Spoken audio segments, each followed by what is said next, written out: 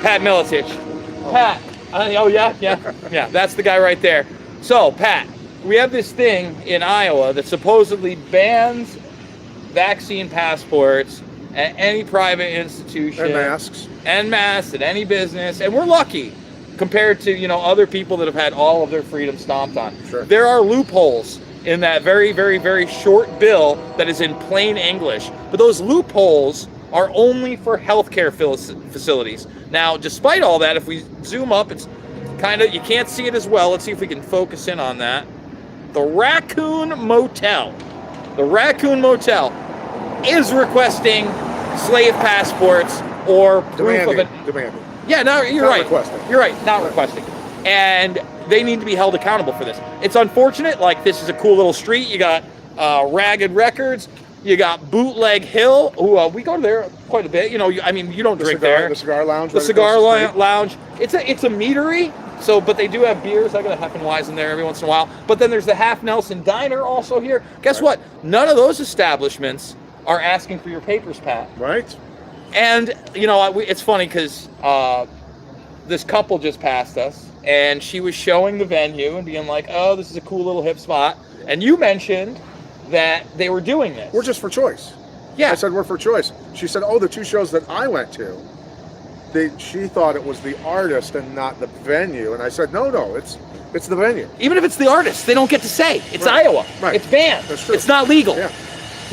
Look, let's go into a place called Reality with the artists. Number one, The Offspring just got rid of their drummer, despite the fact his physician said because of previous medical conditions, he should not take the shot. So the doctor tells the drummer he can't take the shot. He's been with the band since 2007. They fire him. Let's go to another band, Limp Bizkit.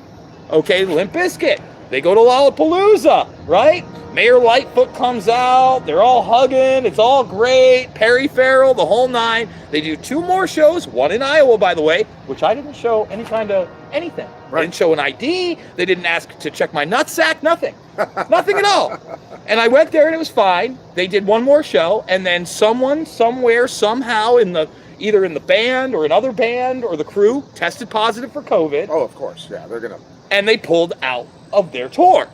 Let's go to another example, Pat. Corey Taylor, Iowan, lead singer of Slipknot, fully vaccinated. Now, again, we're not sure if it's fully vaccinated by the definitions of our tech overlords, because that definition is 2 shots and 2 weeks later. And from what I understand, there's also a limitation. I think that after 30 days, you're also no longer fully vaccinated. So you may actually only be fully vaccinated for 2 weeks. Get those boosters. Boosty boost. Anyway, Corey Taylor, all I can tell, I don't know when he took the second shot, but he took either 2 shots or he took the 1 Johnson & Johnson Janssen shot, because he identified as self-vaccinated and he doesn't identify as like a unicorn or anything. I think he was telling the truth. Very sick. He got super sick and he had to pull out of tour dates. Yeah. Like, what fucking planet are we living on? Well, let's talk about Harry Styles. I just got a message from one of my kids that already has tickets to the Harry Styles, and they're demanding proof of vaccination or a PCR test, negative PCR test, which the CDC already acknowledged that they've denied, it's not working. Well, they're going to do another test now for liability purposes. There's a lot going on right now, but the bottom line is there is no reason for any establishment whatsoever of any kind, whether it be a private institution, a government institution, or somewhere in between, right, to know about your medical conditions or a medical procedure you have had done. That's none of their fucking business. That's what I have a problem with, because when we go back in history, we talk about mandatory medical procedures or medical devices being worn. It's absolutely the violation, the most egregious violation that you could even think up, to force someone to have something pushed into their body. And right now, earlier today, we showed you a little bit of it earlier, but New York City and the unions, a lot of people aren't talking about that, a lot of union workers are not happy what's mandated just through the New York City Port Authority, the police departments, all those. There's a huge protest of thousands today. Let me repeat that. Thousands. Nobody fucking covered it here. Nobody covered it. They want the key to the city pass to be the key to your slavery pass that extends beyond New York City into New York State, into the East Coast, and across the globe. They love that. And look, DeBlasio, even said it's the time for being nice is over. Now it's time to at least do a little bit of research on DeBlasio and who he really is. His real name is William Wilhelm II. Then you can research the Wilhelm family name over in Europe in a little country called Germany. I mean, again, you look at these people. He's an outward authoritarian that looks like a bad Muppet puppet. Like, seriously, he's terrible on every issue. He said, the voluntary phase is over. It was a phase. See, when they tell you there are phases to things, that means they never had any respect for you or your freedom to fucking begin with. Yeah. What do you think phases are? What's the next phase? The boot on your neck and fucking needle in your fucking arm phase? That's starting. That's starting. I mean, what are you talking about? The voluntary phase is over. DeBlasio's not my pappy. He ain't my mama. Okay, he's not God. So what's going on here? He does not have any authority to make anyone do that. So today, Pat, as the CDC mouthpiece, the new semi-attractive woman with a short haircut that is now our new overlord. She's like kind of replaced Fauci. She's quite a bit further left than Cuomo, right? Well, I mean, I'm not talking about the new governor. I'm not talking about the new governor. I'm talking about the CDC head that they put out there. Yeah, you know what I'm talking about. How we doing, guys? No, we're going to stay away from the Racoon Motel. They want vaccine passports. We don't do that sort of stuff. They really want you to show one? And for every show, you either have to show a negative test, okay, or you have to have your little QR code or your passport. It's the real deal. Here's some patriots, by the way. They just attended the meeting. They don't want passports either. No, it's weird. passport. It's weird, right? Like a little bit of freedom goes a long way. I mean, I'm not going to take my camera in there because I'll feel bad for the one bartender. They're not asking for them now, but any show they are. Any show they are. At least I don't think they are right now.